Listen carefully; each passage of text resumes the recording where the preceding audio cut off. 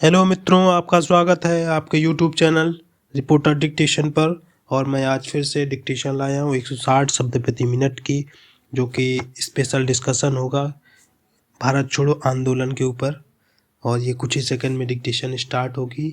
लिखिए। जैसे उस समय विश्व के कई देशों के लिए हम प्रेरणा का कारण बने थे, अगर आज हम मौका ले लें तो आज फिर से एक बार हम विश्व के कई देशों के लिए उपयोगी हो सकते हैं, प्रेरणा का कारण बन सकते हैं। ऐसे मोड़ पर आज हम खड़े हैं।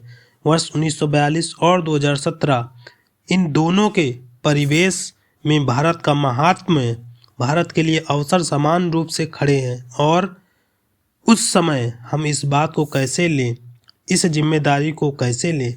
मैं मानता हूँ इतिहास की इन प्रकरणों से सामर्थ्य से प्रेरणा लेकर कि हमारे लिए दल से बड़ा देश होता है, राजनीति से ऊपर राष्ट्रनीति होती है, मेरे अपने से ऊपर 125 करोड़ देशवासी होते हैं। अगर उस भाव को लेकर हम उठ चलें, हम सब मिलकर आगे बढ़ें, तो हम इन समस्याओं के खिलाफ सफलतापूर्वक आगे बढ़ सकते हैं।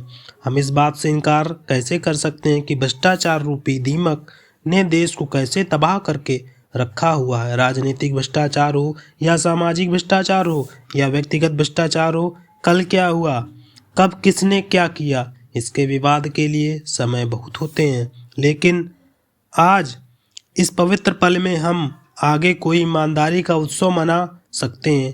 ईमानदारी का संकल्प लेकर क्या देश का नेतृत्व कर सकते हैं, क्या देश को ले जा सकते हैं।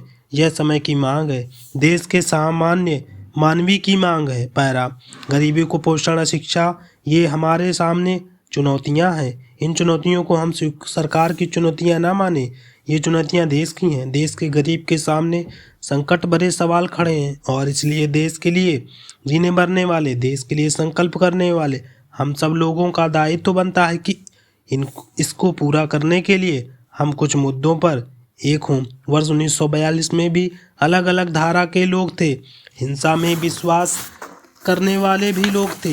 नेताजी सुभाष बाबू की सोच अलग थी, लेकिन 42 में सबने एक स्वर से कह दिया था कि आज तो गांधी के नेतृत्व में क्विट इंडिया यही हमारा मार्ग है। पैरा, हमारे लालन पालन तथा विचारधारा अलग अलग रही होंगी, लेकिन यह समय की मांग है कि हम कुछ बिंदुओं से देश को मुक्त कराने के लिए संकल्प का अवसर लेकर चलें।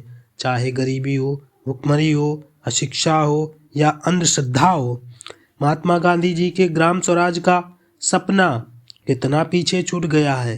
क्या कारण है कि लोग गांवों को छोड़कर शहरों की ओर बस रहे हैं। गांव की उस चिंता को तथा गांधी जी के मन में जो गांव था, क्या हम अपने भीतर उसको पुनर्जीवित कर सकते हैं। गांव गरीब, किसान, दलित, पीड़ित, शोषित, वंचितों के जीवन के लिए अगर हम कुछ कर सकते हैं तो हमें मिलकर करना है।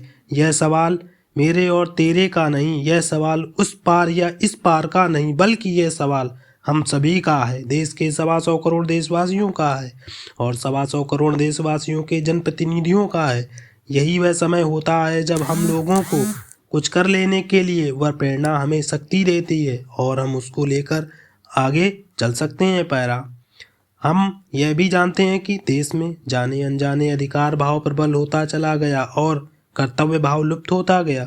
राष्ट्र जीवन के अंदर, समाज जीवन के अंदर अधिकार भाव का महात्म्य उतना ही रहते हुए अगर हम कर्तव्य भाव को थोड़ा सा भी कम आंकने लगेंगे तो आज जीवन में कितनी बड़ी मुसीबतें होंगी। दुर्भाग्य से हम लोगों के वे ऑफ लाइफ तथा हमारे चरित्र में कुछ चीज़ें घुस गई हैं जिनमें हमें बुराई नहीं लगती। हम लोग गलत कर रहे हैं। अगर मैं चौराहे पर रेड लाइट को छोड़कर या क्रॉस करके निकल जाता हूँ तो मुझे लगता ही नहीं है कि मैं कानून तोड़ रहा हूँ। मैं कहीं पर थूक देता हूँ, गंदगी करता हूँ, लेकिन हमें लगता ही नहीं है कि मैं गलत कर रहा हूँ।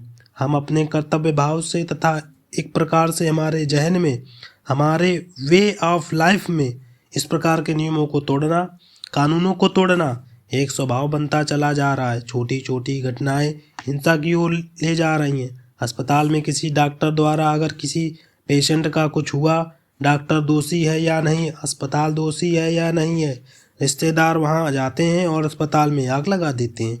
डॉक्टर को मारते पीटते हैं। हर छोटी मोटी घटना, अगर कहीं एक्सीडेंट हो गया तो हम कार को जला देते हैं, ड्राइवर को मार देते हैं।